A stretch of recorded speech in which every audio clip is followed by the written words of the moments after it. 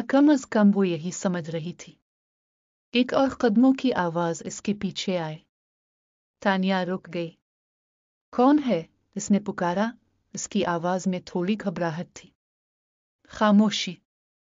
उसने इसे नजरअंदाज करके चलना जारी रखा, लेकिन वो आवाज दोबारा आई, कदमों की आवाज, जो इसके साथ साथ चल रही थी, मगर ज्यादा भारी थी।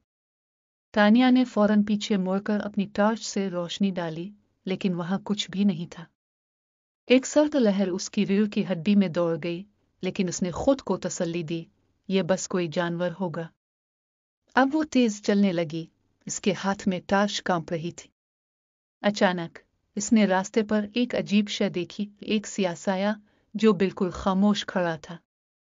वो हरकत नहीं कर रहा था, मगर ये दरख्त भी नहीं था। तानिया रुक गई। इसका दिल जोर से धड़क रहा था। कौन है? इसने पुकारा। वो साया खामोश रहा। फिर आहिस्ता आहिस्ता वो इसकी तरफ बढ़ने लगा। खौफ के मारे तानिया ने मुड़कर दौड़ लगा दी। इसके पीछे कदमों की आवाजें तेज और बुलंद होती गई।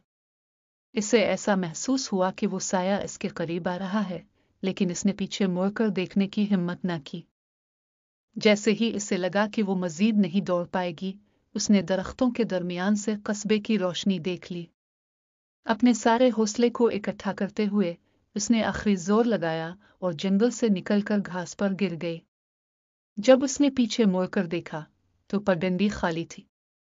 ना कोई साया, ना कदमों की आवाज, सिर्फ हवा में पत्तों की हल्की सरसराहट।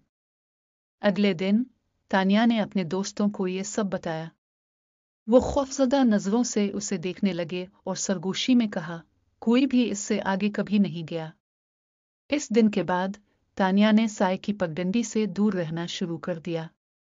लेकिन कभी कभार खामोश रातों में इसे अब भी जंगल से कदमों की गूंज सुनाई देती, जैसे कोई किसी और के वहां जाने का इंतजार कर रहा हो।